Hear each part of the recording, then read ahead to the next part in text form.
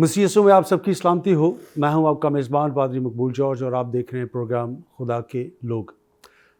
नाज़रीन, 7 सलीबी कलमात जो कि रोज़ों के क़याम में, और अब हम आखिरी अशरे में हैं, तो 7 सलीबी कलमात पर जब हम बात करते हैं, हम यहाँ पर देखते हैं कि पहले 3 कलमात जो हैं मसीह यीशु की ज़बान मुबारक से जो अदा हुए वो दूसरों के लिए, और फिर चौथे से लेकर 7वें कलमे तक जो कलमात हैं वो उसके अपने लिए। चौथा कलमा जो है वो बहुत अहम और ख़ास कलमा है, जिसमें मसीह यीशु ऐ मेरे खुदा तूने मुझे क्यों छोड़ दिया, ये अल्फाज वो अपनी ज़ुबान मुबारक से अदा करते हैं। आज हम इस चौथे कलमे पर बात करेंगे। पहला कलमा है, वो कहता है कि ऐ बाप इन्हें माफ़ कर क्योंकि ये जानते नहीं कि क्या करते हैं। और 7वें कलमे में वो कहता है कि ऐ बाप मैं अपनी रूह तेरे हाथों में सौंपता हूँ। छोड़े जाने का इस कलमे में क्या तसव्वुर है और इसकी क्या हकीकत है, आज हम इस कलमा पर बात करेंगे और सीखने और जानने की कोशिश करेंगे। और आज की इस नशिस्त में जो हमारे साथ ऑनरेबल शख्सियत हैं, कराची और बलूचिस्तान डायसिस के bishop writ reverend Frederick John साहब, आइए से मिलते हैं और इस कलमे पर हम खुदा की कलाम में से सीखते और जानते हैं। बिशप साहब, आज के इस प्रोग्राम में और ख़ास तौर पर इस चौथे कलमे पर मैं आपको प्रोग्राम खुदा के लोग में खुशामदीद कहता हूँ। Thank you. जब हम कलमात की बात करते हैं तो चौथा कलमा अगर देखा जाए तो अगर हम तारीख़ के औराक को भी पलटें और देखें तो बहुत से मुसन्निफ़ीन इसके बारे में जो राय रखते हैं इस लफ्ज़ के बारे में कि छोड़े जाना। लेकिन जब हम खुदा की कलाम का मुताला करते हैं तो बहुत से और हक़ाइक़ भी इस चौथे कलमे में हमें दिखाई देते हैं। मेरा इसमें आपसे पहला जो सवाल है कि जब हम मत्ती रसूल की अंजील को देखते हैं तो वहाँ पर यह लफ्ज़ लिखा है एली एली, लेकिन जब हम मरकज़ की अंजील का मुताला करते हैं तो वहाँ पर अलूही अलूही लिखा है। अब इन दोनों में बुनियादी तौर पर फ़र्क क्या है और वो एली एली क्यों कहा गया और अलूही अलूही क्यों कहा गया? ये दोनों लफ्ज़ जो हैं ये आरामी ज़बान के हैं। पहले इसको समझने की ज़रूरत है कि खुदावंद यीशु मसीह की अपनी जो मादरी ज़बान थी वो आरामी ज़बान थी और वो आम तौर पर कलाम आरामी ज़बान में ही करते थे। गो कि उस वक्त जो मज़हबी ज़बान थी वो इब्रानी थी, जो हैकल की ज़बान थी। हैकल में इब्रानी में ही तमाम नमाज़ें अदा की जाती थी, लेकिन आम तौर पर खुदावंद यीशु मसीह आरामी ज़बान ही बोलते थे क्योंकि वो उनकी मदर टंग थी। खुदावंद यीशु मसीह ने सलीब पर लटके हुए जो कलमात बोले वो कलमात भी उन्होंने आलमोस्ट आरामी ज़बान में ही बोले और बाद में उनका ग्रीक ज़बान में तर्जुमा किया गया। ये हमारे लिए खुशकिस्मती की बात है और हमारे लिए बरकत की बात है कि खुदावंद यीशु मसीह के मुँह से अदा हुए चंद अल्फाज उसी तो सूरत में हमारे पास पहुँचे हैं, जिनमें से 2 अल्फाज ये भी हैं। जैसे तलीता कूमी एक लफ्ज़ खुदावंद यीशु मसीह ने बोला जो कि अगेन आरामी ज़बान का लफ्ज़, और आरामी और इब्रानी बड़ी सिस्टर लैंग्वेज, क्रॉस लैंग्वेज थी जो खुदावंद यीशु मसीह के खुतबात में हमें मिलती हैं। और वही ओरिजिनल यीशु मसीह की ज़बान थी जिसमें यीशु मसीह ने अपने डिस्कोर्सेस को, अपनी तालीमात को लोगों तक पहुँचाया। और चूँकि इर्द गिर्द खड़े लोग जो थे यहूदी ज़्यादातर थे और वो इब्रानी आरामी ही जानते थे, इसलिए यीशु मसीह ने वही ज़बान इस्तेमाल की जिसको लोग समझते थे। तो खुदावंद यीशु मसीह के मुँह से अदा हुए चंद वो अल्फाज जो ओरिजिनली उनकी ज़बान से अदा हुए, उनमें से 2 लफ्ज़ ये भी हैं। इसमें लिंग्विस्टिकली और अदबी तौर पर अगर हम इनको देखें तो एली और अलूही में दरअसल एड्रेस जो किया गया है वो खुदा की ज़ात को ही किया गया है। और लफ्ज़ खुदा चूँकि खुदावंद यीशु मसीह के पास नहीं था, क्योंकि खुदा लफ्ज़ तो फ़ारसी ज़बान से ताल्लुक़ रखता है और यीशु मसीह के ज़माने में फ़ारसी ज़बान वहाँ पर नहीं बोली जाती थी। खुदा तर्जमा हमने किया है उसका, जैसे अंग्रेज़ी में हमने गॉड किया है। एली लफ्ज़ जो है अदबी तौर पर दैट इज़ सिंगुलर, और इसी लफ्ज़ का प्लूरल फॉर्म जो है दैट इज़ अलूही। एली और अलूही में अदबी तौर पर सिर्फ इतना ही फ़र्क है, जबकि और इन दोनों लफ्ज़ों के पीछे अगर हम इब्रानी ज़बान में जाएं तो वहाँ पर भी आपको इसी तरह से 2 लफ्ज़ मिलते हैं, एर اور ایلوہیم. اور اگر شروع کریں آپ اس کو اکادی زبان سے، قدیم بابلی زبان سے، اور پھر آپ عربی میں آ جائیں، آپ فارسی میں آ جائیں، آپ اردو میں آ جائیں، تو ہر جگہ پر آپ کو اس کا سنگولر اینڈ پلورل فارم ملے گا. جیسے اگر ہم قدیم بابلی زبان میں جائیں تو وہاں پر بھی لفظ ال اور الو دو لفظ تھے، اور الو جو تھا دیٹ واز پلورل اینڈ ال جو تھا دیٹ واز سنگولر. پھر جب عبرانی زبان میں آیا تو ایل از سنگولر ادبی طور پر اور ایلوہیم از پلورل. اب یہ دونوں لفظ، تینوں لفظ جو ہے ایلی اور الوہی، یہ تو ارامی اور عبرانی زبان سے تعلق رکھنے والے لفظ ہیں جو کہ بلا شبہ یہودیوں کی زبانیں ہیں. اور یہودی تھیولوجی کے مطابق اس کی وضاحت شاید وہ نہ ہو جو میرے نزدیک ہے، کیونکہ میرے فیتھ میں، میری اپروچ میں، میری تھیولوجی میں فرق یوں ہے کہ وہ دیٹ از جیوش تھیولوجی اور میری کرسچن تھیولوجی. اور میں انہی لفظوں کو اپنے ایمان کی روح سے جب ڈیفائن کرتا ہوں اور انٹرپریٹ کرتا ہوں تو اس میں میں کہتا ہوں کہ جو پلورل فارم ہے، جہاں پر بھی پلورلٹی ہے وہاں پر ٹرینٹی ہے. تو خدا کے ناموں میں جہاں جہاں بھی آپ کو پلورلٹی نظر آتی ہے، آئی سی کے اس میں خدا ثالوث کی بات ہے. تو خدا ثالوث کا میسج مجھے ملتا ہے where there is پلورلٹی there is Trinity. وہ لفظ ایلوہیم ہو یا الوہی ہو، ایل ہو یا ایلی ہو. تو یہ لفظ جو ہیں ادبی طور پر سنگولر اور پلورل ہیں، لیکن مطلب اس کا خدا ہی ہے. اور چونکہ ہم مسیحی عقیدے میں جب ان کو انٹرپریٹ کرتے ہیں تو اس کو ہم خدائے ثالوث ہی سے ڈیفائن کرتے ہیں، جس میں خدا باپ اور بیٹے اور روح القدس کا ہم بیان کرتے ہیں. تو اگر مرکز نے اس کو الوہی لکھا ہے تو وہ ادب کے اعتبار سے اس نے لکھا ہے. مرکز جو تھا بیسیکلی یہودی تھا، اور مقدس متی جو تھے وہ بھی یہودی تھے، اور دونوں نے وہ دونوں فارمز استعمال کی ہیں اپنے اپنے طریقے سے. لیکن خداوند یسوع مسیح نے ایلی ایلی کہا اور الوہی الوہی بھی بولا گیا.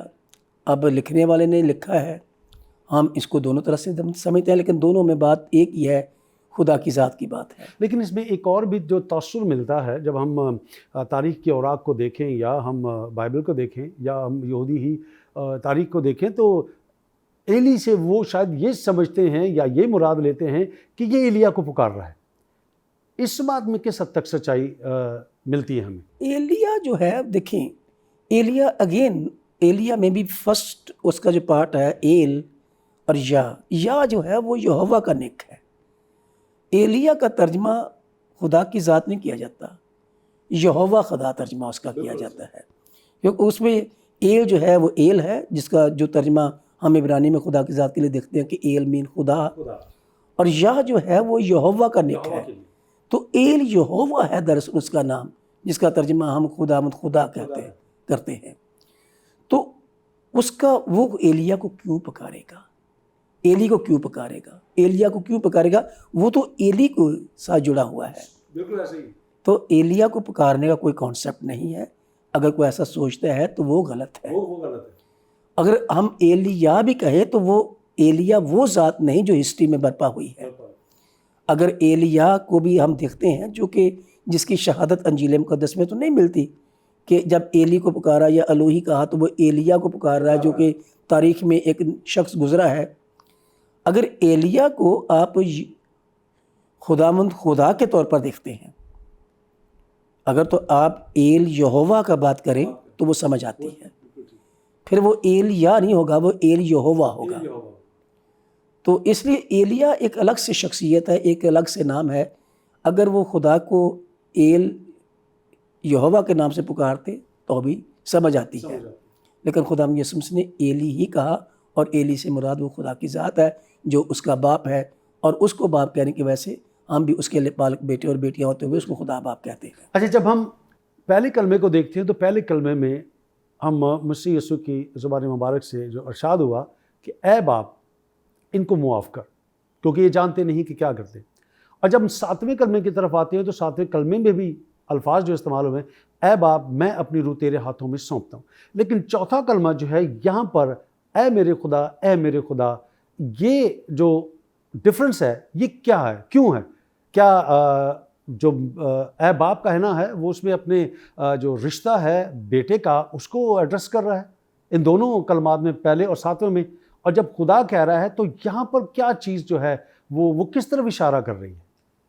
میرا خیال ہے کہ اگر ہم ان دونوں طرز تخاطب کو دیکھیں تو خداوند یسوع مسیح نے اپنی عام روزمرہ زندگی میں بھی دونوں طرز تخاطب استعمال کیے ہیں، اور اس کی وجہ میری دانست میں یہ ہے کہ خداوند یسوع مسیح اس بات سے واقف تھے کہ وہ خدا کے بیٹے ہیں، اور یہ بھی جانتے تھے کہ وہ ابن آدم بھی ہیں.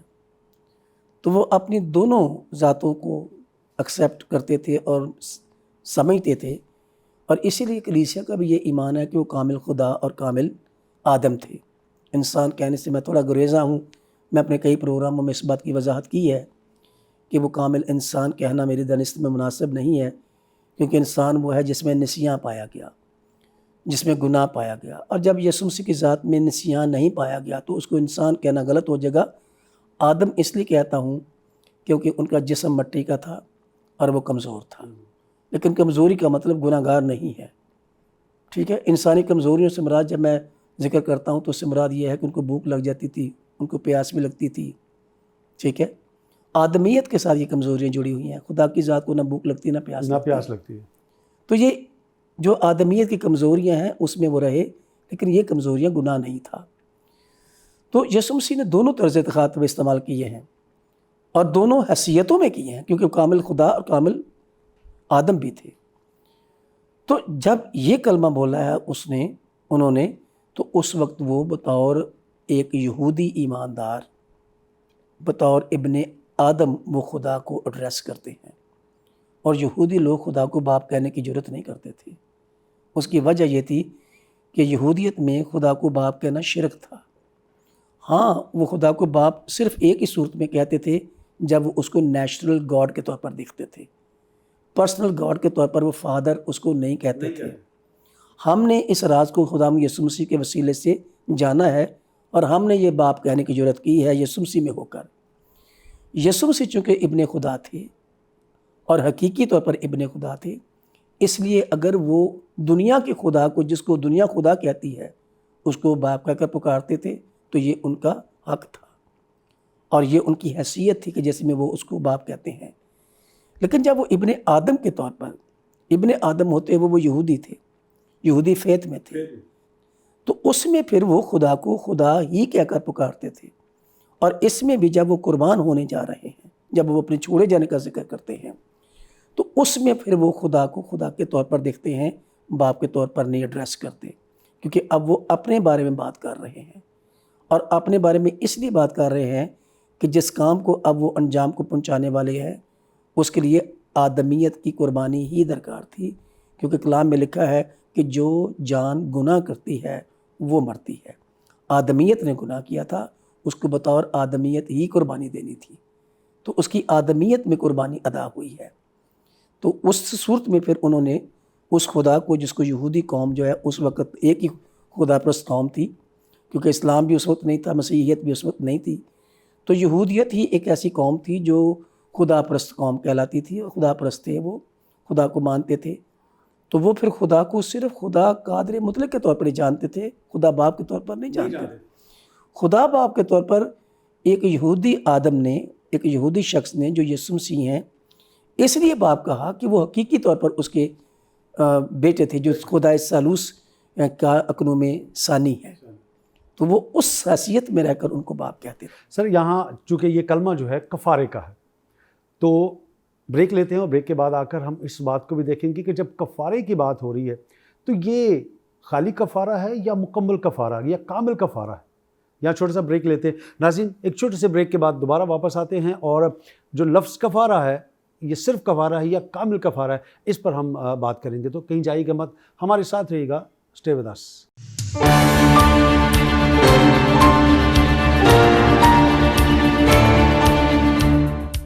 ناظرین، ایک بار پھر آپ کو خوش آمدید کہتا ہوں پروگرام خدا کے لوگ میں. آج کی ہماری نشست چوتھا کلمہ، کلمہ کفارہ. اور بریک میں جانے سے پہلے ہم بات کر رہے تھے کہ یہ کلمہ کفارے کا ہے یا کامل کفارے کا۔ بشپ صاحب، ہم بات کر رہے ہیں اس کلمے کو کہ یہ کلمہ کفارے کا، کیا سمجھتے ہیں کہ اور از روئے بائبل مقدس یہ کامل کفارہ ہے؟ کیا کہنا چاہیں گے؟ دیکھیں، کسی بھی کام کی کاملیت جو ہے نا، اس کو کرنے والے کی نیت، اس کے مقصد اور اس کی ادائیگی پر بیس کرتی ہے کہ آپ کسی کام کو کہتے ہیں یہ کامل ہے، اور کسی کام کو کہتے ہیں کہ یہ کامل نہیں ہے، اس میں کمزوریاں ہیں۔ جو ذات اس کام میں انوالو ہے، اس ذات کے بارے میں دنیا کی تاریخ یہ بیان کرتی ہے کہ تمام مذاہب اس بات پر متفق ہیں کہ وہ کامل ہے۔ ان کے کامل ہونے کی وجہ کیا ہے؟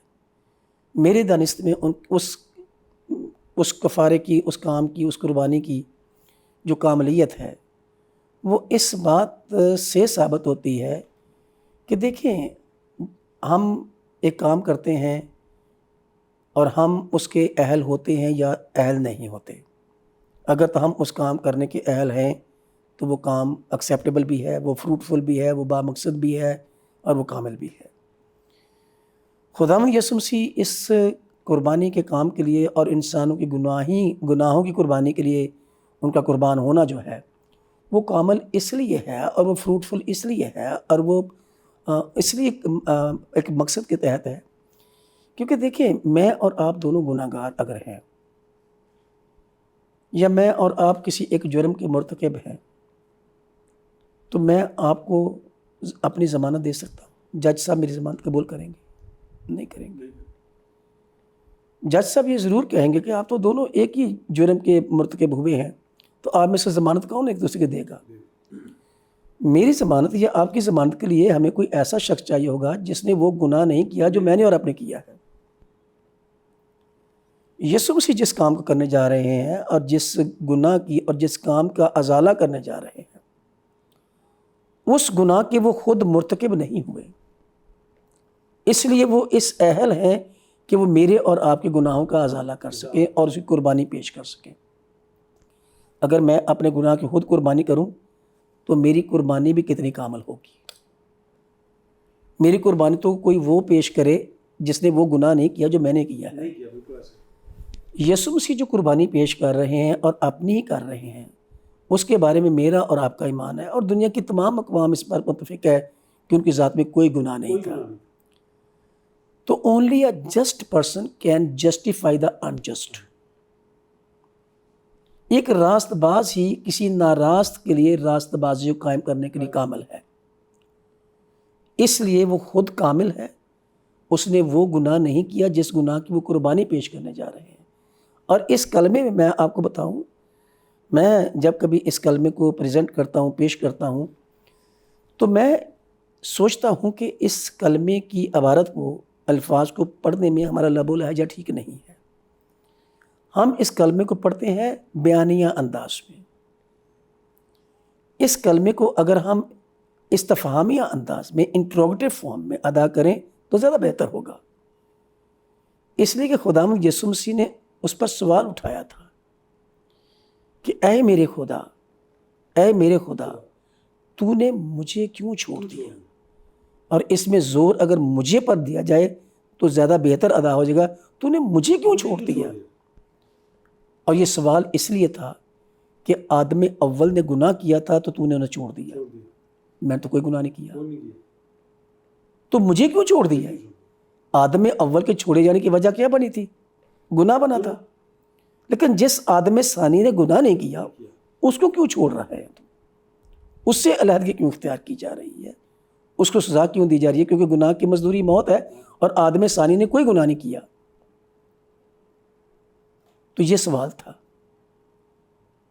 کہ مجھے کیوں چھوڑ دیا؟ اور مجھے چھوڑنا اور چھوڑا جانا جو ہے وہ قربانی کی علامت ہے اور قربانی ہے۔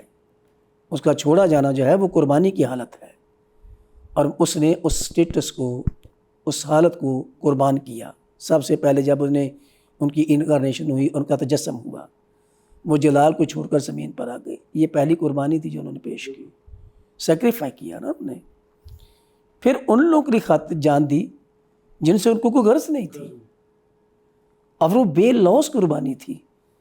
اور میں کبھی کبھی خداوند میں محسوس کرتا ہوں کہ جب یسوع مسیح نے سوال کیا خدا سے، تو خدا نے کہا کہ تیرے چھوڑے جانے سے ہی چھوڑے ہوئے جو ہیں وہ بحال ہو سکتے ہیں۔ تو ہی وہ شخص ہے جو گناہ گاروں کے لیے قربانی ادا کر کے گناہ گاروں کو بحال کر سکتا ہے۔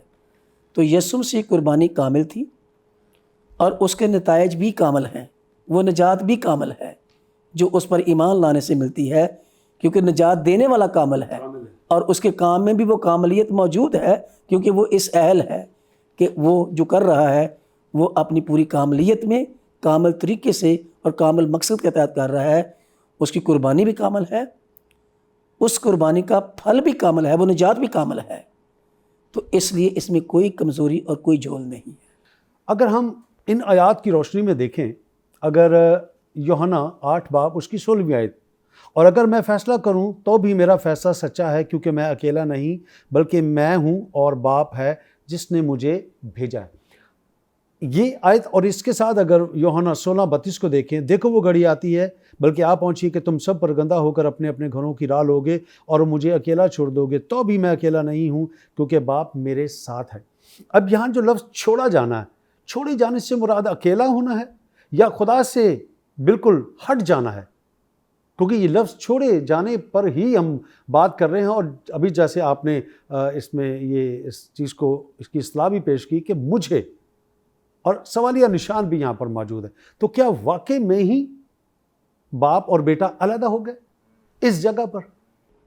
باپ اور بیٹا الگ نہیں ہوئے، آدمیت اور الوہیت الگ ہوئی تھی، کیونکہ سزا الوہیت کو نہیں ملنی تھی، کیونکہ الوہیت نے گناہ نہیں کیا تھا۔ بیٹا جو تھا، خدا بیٹا ہونا خدا ہونا ہی ہے۔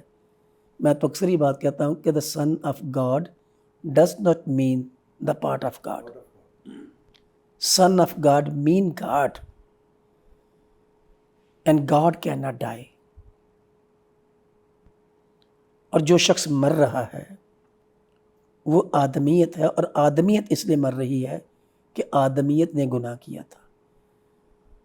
ایک گناہ گار آدمیت کو بچانے کے لیے ایک بے گناہ آدمیت کی قربانی درکار تھی۔ پھر اگر خدا باپ اور خدا بیٹے کے الگ چھوڑے جانے کی بات کرتے ہیں تو وہ تینوں، خدا باپ، بیٹا اور روح القدس کا ایک ہی جوہر ہے، اور وہ جوہر میں ایک دوسرے سے الگ کیسے ہو سکتے ہیں؟ خدا بیٹا خدا باپ سے چھوڑا نہیں گیا، کیونکہ اس کا طرز تخاطب یہ بتا رہا ہے کہ وہ باپ سے نہیں بات کر رہا، وہ بطور آدم خدا سے بات کر رہا ہے۔ تو جب بھی وہ بطور سن آف گاڈ بات کرتا ہے تو وہ اس کو باپ ہی کہتا ہے۔ جب وہ بطور ابن آدم بات کرتے ہیں تو پھر وہ خدا کو خدا کے طور پر ہی دیکھتے ہیں، جیسے عام آدمی، ایک عام یہودی ایمان کا رکھنے والا شخص اس کو خدا کہہ کے پکارتا ہے۔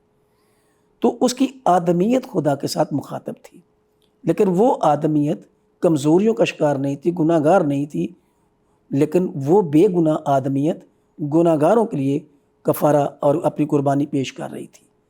تو اس لیے جو چھوڑے جانے کا کانسیپٹ ہے وہ آدمیت کے ساتھ ہے، الوہیت کے ساتھ نہیں ہے۔ تو سن آف گاڈ از ڈیوائن، اور ایک ڈیوائن پرسن دوسرے ڈیوائن پرسن سے الگ نہیں ہو سکتا، کیونکہ ہم سب یہ مانتے ہیں کہ وہ تین میں ایک اور ایک میں تین کا جو کانسیپٹ ہے، وحدت میں کثرت اور کثرت میں وحدت کی جو بات ہے، ہمارا عقیدہ جو ہے، وہ تینوں ایک دوسرے سے الگ ہو ہی نہیں سکتے۔ تو پھر چھوڑے جانے کا کانسیپٹ سن آف گاڈ کے ساتھ کیسے آ سکتا ہے؟ یہ آدمیت کی اور الوہیت کی بات ہے۔ خدا باپ اور خدا بیٹا تو ایک ہی جوہر ہے، ٹھیک ہے، اور خدا باپ اور خدا بیٹا ناقابل جدا ہیں، کیونکہ جوہر ایک ہے، ایسنس ایک ہے۔ لیکن اگر کوئی اور ذات ہے بیچ میں جس کی قربانی درکار تھی، اور وہ آدمیت تھی، انہوں نے اپنی کامل آدمیت میں قربانی پیش کر کے تو ناکامل آدمیت کو بحال کیا۔ تو اس لیے یہی درکار تھا اس میں کہ آدمیت کے لیے آدمیت کی قربانی پیش کی گئی، جس نے جس نسل نے گناہ کیا تھا، عورت کی نسل نے گناہ کیا تھا، اور عورت کی نسل ہی سے کفارہ ہونا تھا۔ اچھا، بعض اسکالرز جو ہیں یا بعض جو مذہبی جو عالم دین ہیں، ان کا یہ کہنا ہے کہ صلیب کا جو منظر ہے، چھوڑے جانے کے حوالے سے اور گناہ کی حالت میں وہاں جو منظر ہے وہاں 3 لوگ ہیں. یسایہ بھی اسے بیان کرتا ہے کہ وہ بدکاروں کے بیچ میں. اب یہاں پر ہم دیکھتے ہیں کہ اگر چھوڑے جانے کا لفظ استعمال لوگوں نے کیا ہے تو یہاں پر ہم دیکھتے ہیں کہ وہ دونوں ڈاکوؤں کو میں سے ایک جو ہے اس کے ساتھ وعدہ کرتا ہے کہ تو آج ہی میرے ساتھ فردوس میں ہوگا. اور پھر ان الفاظ کا استعمال خود سے، اب وہ خود کہہ رہا ہے کہ تو میرے ساتھ فردوس میں ہوگا، اور اپنے لیے وہ کیسے اس کو کہہ سکتا ہے؟ تو پھر یہاں پر یہ بات کہنا جو ہے وہ کس حد تک درست ہے؟ کیا جو اسکالرز ہیں یا لکھنے والے ہیں پھر وہ اس کلمہ کو کنٹروورشل کیوں بناتے ہیں؟ کیا وجہ کیا ہے؟ میں سمجھتا ہوں کہ یہ جو فردوس کے ساتھ وعدہ ہے ایک ڈاکو کے ساتھ خداوند یسوع مسیح کا، اس نے ایک ریکویسٹ کی تھی ایک فیتھ کی بنا پر. فیتھ کیا تھا؟ دیکھیں، وہ جو ڈاکو ہے وہ خدا کا ذکر کرتا ہے، ٹھیک ہے، اور وہ اس کی بے گناہی کا ذکر کرتا ہے، وہ اس کی بادشاہی کا ذکر بھی کرتا ہے کہ تو بادشاہ ہے، اور وہ کہتا ہے کہ جب تو اپنی بادشاہی میں آئے تو مجھے یاد کر. مجھے یاد کرنا. تو جو خدا کی بادشاہی ہے اور فردوس کا لفظ یسوع مسیح نے استعمال کیا ہے وہ اسی پیرائے میں کیا ہے. فردوس کا لفظ اس نے خدا کی بادشاہی کے زمرے میں استعمال کیا ہے. اس نے ریکویسٹ کی کہ جب تو اپنی بادشاہی میں آئے تو مجھے یاد کر. مجھے یاد کرنا. اس نے کہا تو آج ہی میرے ساتھ میری بادشاہی میں ہوگا اور میرے ایمانداروں کی لسٹ میں ہوگا، تو میرے ایمانداروں کی جماعت میں ہوگا، تو میرے مقدسین کی جماعت میں ہوگا. تو اس ایمان کی مقبولیت کی بنا پر اس کی حالت اور اس کا فیوچر چینج ہو گیا. دوسرے نے نہیں کیا، پہلے نے نہیں کیا اور دوسرے نے کیا ہے. اور اس نے جب ایمان کا اظہار کیا، ایمان کا اقرار کیا، اس کو قبول کیا، اس کو مسیحا قبول کر لیا، اس کو خدا اپنا بادشاہ قبول کر لیا، بلکہ اس نے یہ بھی کہا کہ کیا تو خدا سے بھی نہیں ڈرتا؟ جس سے تو بات کر رہا ہے وہ تو بے گناہ ہے، وہ خدا ہے. یہ سارا اقرار اس ڈاکو کا ہے جو سلیب پر لٹکے ہوئے اس نے دوسرے جو پہلا ڈاکو تھا اس کے ساتھ بات کرتے ہوئے یسوع مسیح کے بارے میں کیا. پھر اس نے یسوع مسیح سے مخاطب ہو کر کہا تھا جب تو اپنی بادشاہی میں آئے تو مجھے یاد کر. اس کی بادشاہی کیا ہے؟ یسوع مسیح کی بادشاہی کو ڈیفائن کر لیں تو یسوع مسیح نے کہا کہ میری بادشاہی اس جہاں کی نہیں ہے، میری بادشاہی تو آسمان کی ہے. اور وہ شاید آسمان کی بادشاہی کے بارے میں ریکویسٹ کر رہا ہے جو ہیڈیز کا کانسیپٹ ہے، جو فردوس کا کانسیپٹ. اب فردوس کا کانسیپٹ بھی کیا ہے؟ اگر آپ پرانے عہد نامے کے کانسیپٹ آف فردوس کو لیں یا دیگر مذاہب کے کانسیپٹ آف فردوس کو لیں تو لوگ اس کی تشریح فرق کرتے ہیں. اگر ہم یسوع مسیح کی اس کہانی کو اس تمثیل کو لیں جو یسوع مسیح نے لازر کے بارے میں اور امیر آدمی کے بارے میں بتائیے، وہاں پر تو ہمیں کانسیپٹ یہ ملتا ہے کہ دونوں پاتال میں ہیں لیکن الگ الگ پورشن میں ہیں. ایسے ہی ملتا ہے ہمیں، کیونکہ امیر آدمی اور لازر اور ابراہم دونوں کو ایک دوسرے کو دیکھ رہے ہیں لیکن حالتیں فرق ہیں. وہ سلامتی میں ہے، وہ امن میں ہے، لیکن دوسرا تڑپ رہا ہے. تو وہ کہیں الگ الگ پورشن ہمیں اس کہانی میں اور اس تمثیل میں ملتے ہیں. لیکن جب پولس رسول کی پطرس کی روایوں کو دیکھتے ہیں، پولس کی روایوں کو، پھر یہیں سے کنٹینیو کریں گے. ناظرین، ایک چھوٹے سے بریک کے بعد آپ سے ملتے ہیں اور جہاں سے سلسلہ منقطع ہوا یہیں سے ہم جوڑیں گے اور اس سلسلے کو آگے لے کر چلیں گے. ہمارے ساتھ جڑے رہیے گا، کہیں جائے گا مت. اسٹے ود اس.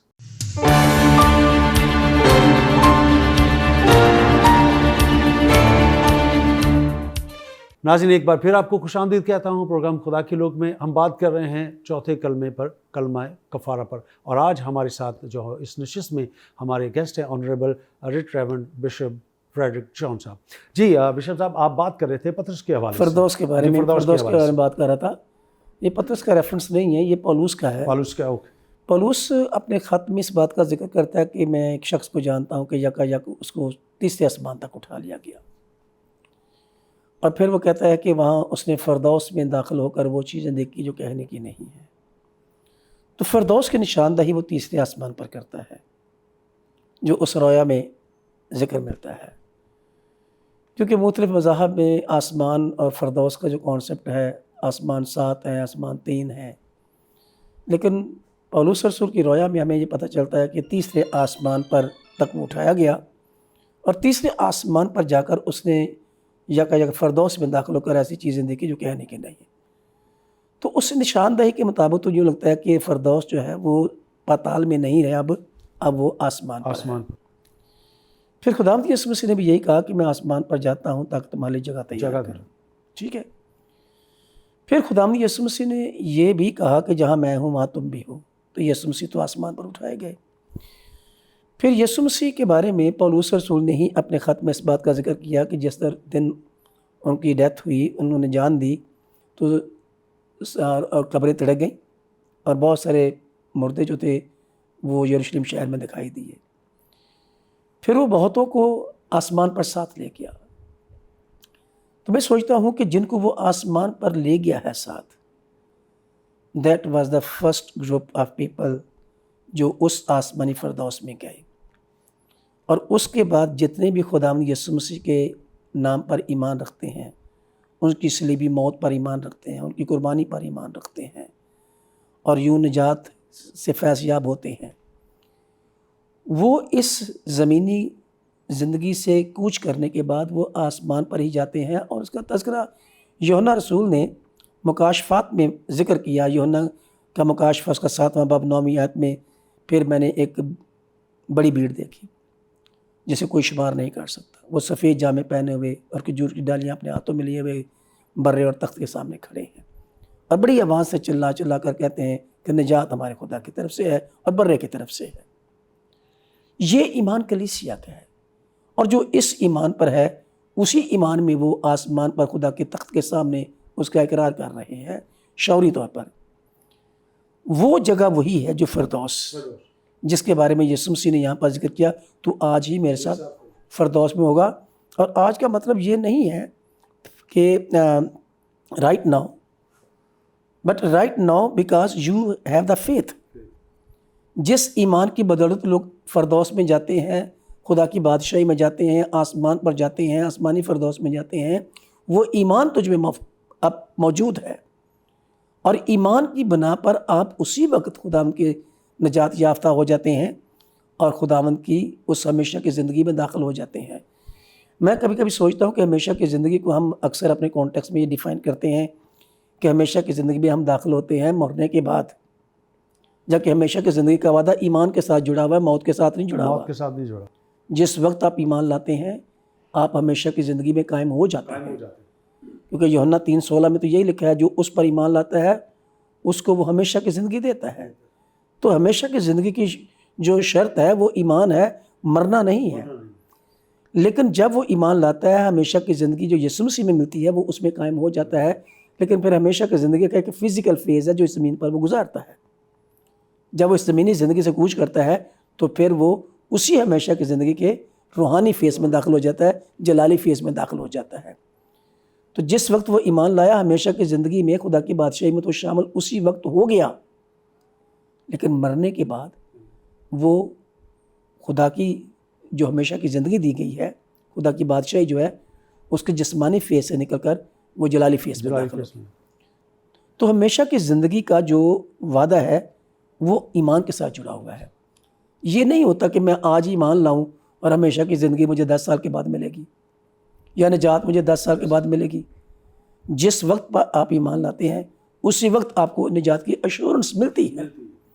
تو جس وقت اس نے ایمان کا اظہار کیا، یسوع مسیح پر ایمان لے آئے، جو اس نے درخواست کی وہ درخواست ایڈریس ہو گئی، اور اس نے کہا کہ تو آج ہی میرے ساتھ فردوس میں ہوگا، کیونکہ تجھ میں وہ میرٹ موجود ہے، وہ ایمان موجود ہے جس کی بنا پر لوگ خدا کی بادشاہی کا حصہ بنتے ہیں اور جس کی بنا پر وہ ہمیشہ کی زندگی کے وارث بنتے ہیں۔ اچھا، اس میں ہم ایک اور بھی سوال اس میں جو اٹھ کے آتا ہے وہ یہ آتا ہے کہ جب چوتھا کلمہ کہا گیا اور پھر اس کے بعد ہم 5ویں کو بھی دیکھتے ہیں، اور چھٹا جب لفظ کا تمام ہوا سے مراد یوں لگتا ہے کہ جو کام سونپا گیا تھا وہ کمپلیٹ ہوا، اور پھر اینڈ کے اندر ہم 7ویں کلمے میں دیکھتے ہیں کہ میں اپنی روح تیرے ہاتھوں میں سونپتا ہوں۔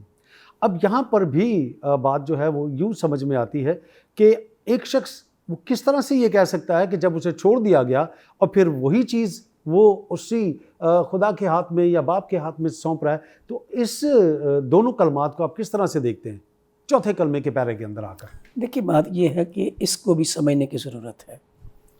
اس میں جو بہت امپورٹنٹ بات ہے اس روح کو ڈیفائن کرنے کی ضرورت ہے جو روح سونپی گئی ہے۔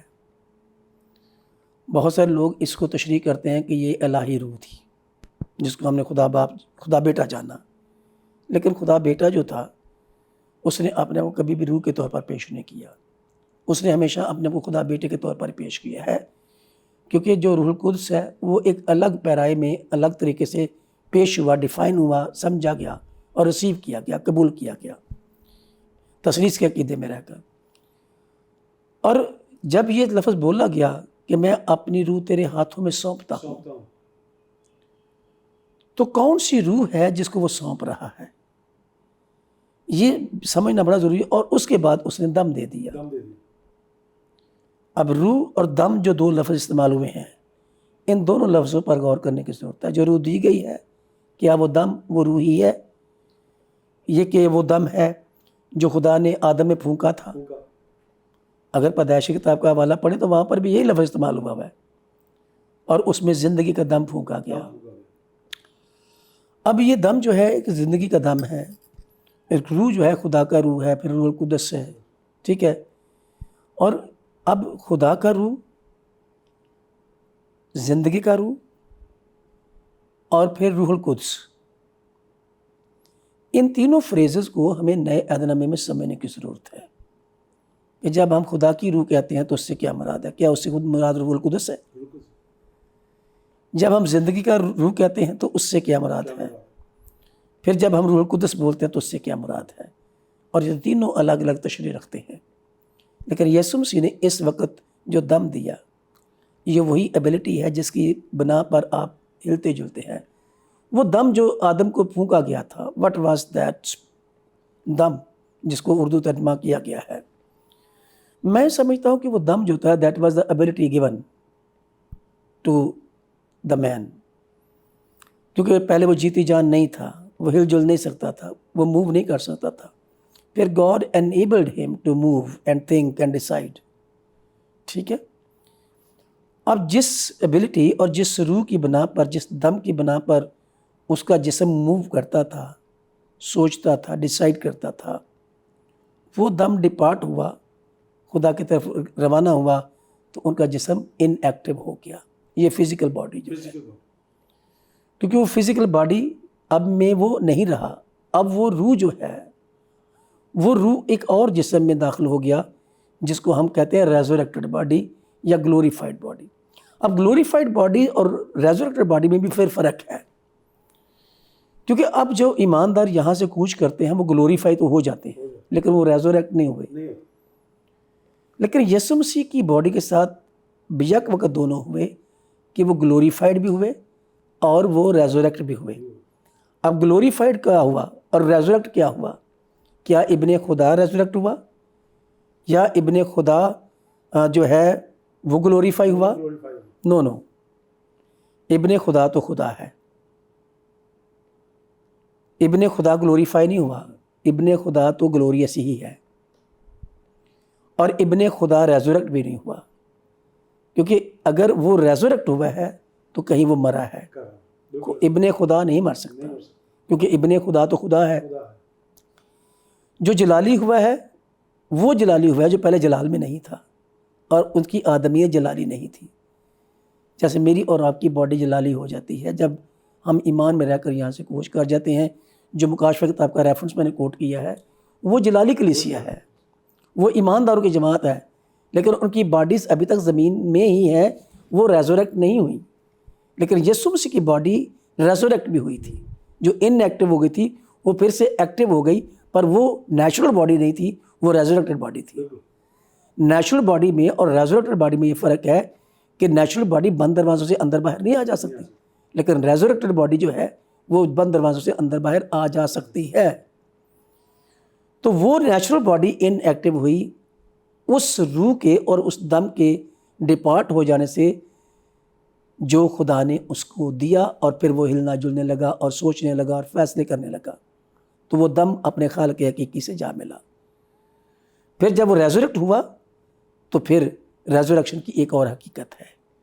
تو یسوع مسیح کی باڈی جو تھی وہ یک وقت ریزوریکٹ بھی ہوئی اور گلوریفائی بھی ہوئی، کیونکہ ان کی باڈی قبر میں نہیں تھی، کیونکہ وہ باڈی ریزوریکٹ ہو چکی ہے۔ ہم نے اس ریزوریکشن کا ایکسپیرینس کیا ہے، قیامت کا ایکسپیرینس کیا ہے۔ باقی تمام ایمانداروں کی اور بے ایمانوں کی باڈیز ابھی تک زمین میں ہیں، اور اس کا عقیدہ ہمارا یہ ہے کہ جب ابن آدم واپس آئے گا، یسوع مسیح کی آمد ثانی ہوگی، تو وہ ایماندار جو جلالی ہو چکے ہیں اور ان کی باڈیز زمین میں ہیں، ان کی ہڈیاں زمین میں دفن ہیں، وہ پھر ریزوریکٹ ہوں گے. ان کی باڈیز ریزوریکٹ ہوں گی، لیکن یسوع مسیح کی باڈی ریزوریکٹ ہو گئی.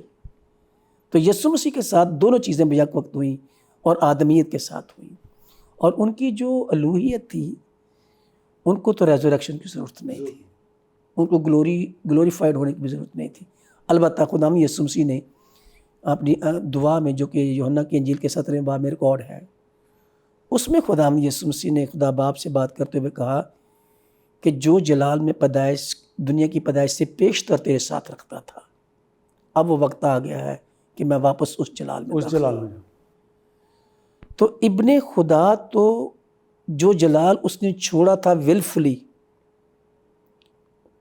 ایک خاص مقصد کے تحت، خدا بیٹا تو اس جلال میں داخل ہو گیا، لیکن الوہیت اس کے ساتھ ہی رہی.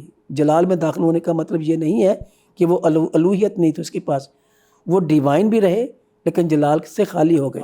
جو پولوس کہتا ہے نا کہ اس نے اپنے آپ کو خالی کر دیا، اس نے ڈیوینٹی سے خالی نہیں کیا تھا، الوہیت سے خالی نہیں کیا، کیونکہ ابن خدا تو اس میں مجسم تھا، اور ابن خدا تو خدا ہے. تو الوہیت تو رہی، لیکن الوہیت جو جلال میں رہتی تھی اس نے وہ جلال چھوڑا تھا. اب جلال کو بھی ایک اور ڈیفائن کرنے کی ضرورت ہے کہ جلال کیا ہے. لیکن یسوع مسیح نے اپنی صلیبی موت سے پہلے یوحنا کی انجیل کے 17 باب کی دعا میں، جو لمبی دعا ہے، اس میں خدا باپ سے یہ بات کی کہ جو جلال میں دنیا کی پیدائش سے پیشتر تیرے ساتھ رکھتا تھا، اب تو مجھے اپنے ساتھ پھر سے جلالی بنا دے. تو he went into back in that glory, تو وہ اس گلوری میں چلے گئے. لیکن آدمیت جو تھی وہ ریزوریکٹ بھی ہوئی اور وہ گلوریفائی بھی ہوئی. اگر ہم اس کو سم کریں تو مسیح یسوع صلیب پر چھوڑے گئے یا نہیں چھوڑے گئے، تاکہ ہم اس کو ابھی یسوع مسیح بطور ابن آدم چھوڑے گئے. خدا اپنی ذات کو اپنے سے الگ نہیں کر سکتا. تو یسوع مسیح بطور ابن خدا، جو ان میں مجسم تھا ابن خدا، وہ خدا باپ سے جدا نہیں ہو سکتا. They are inseparable, all 3 persons of Trinity. وہ چھوڑا جانا ممکن نہیں ہے کہ خدا کی ذات جو ہے ایک دوسرے سے الگ ہو جائے اور وہ ڈپارٹ ہو جائے. وہ ڈیوینٹی الگ نہیں ہو سکتی. آدمیت اور الوہیت دونوں ایک ساتھ ہم نے تجربہ کیا ہے یسوع مسیح کی زندگی میں، کہ الوہیت اور آدمیت ایک ساتھ رہی، اور آدمیت بے گناہ رہی. اور الوہیت کے بے گناہ ہونے کی بات کرنا بالکل غلط اس لیے ہے کہ اس میں وہ گناہ کر ہی نہیں سکتا.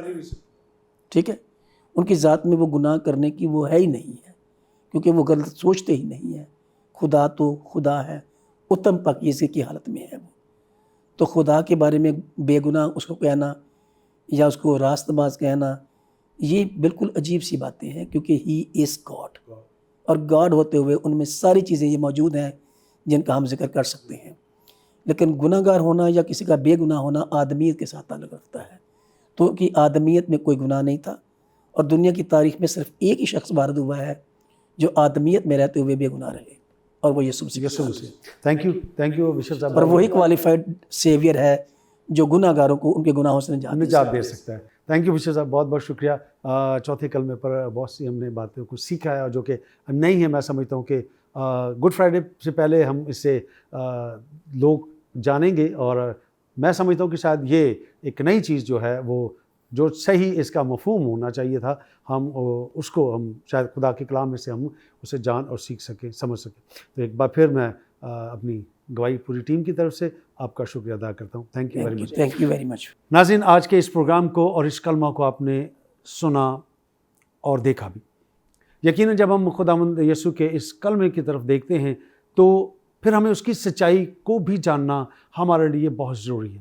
کیونکہ اگر ہم صرف اسے ایک رسمی طور پر جانتے ہیں، رسمی طور پر اسے پڑھتے ہیں یا سیکھتے ہیں، تو پھر شاید ہم اس اصل حقیقت کو نہیں دیکھ سکتے یا نہیں جان سکتے.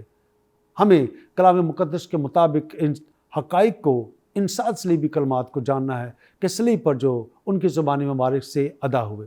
इसी के साथ आपसे इजाज़त चाहूँगा, आपसे फिर मुलाकात करेंगे नए प्रोग्राम में नए मेहमान के साथ और नए मौजू पर। तब तक अपना ख्याल रखिएगा और जो तोड़े खुदावंद ने आपको दिए हैं वो तोड़ों का इस्तेमाल उसके जलाल के लिए, उसके इरशाद आज़म के लिए करें।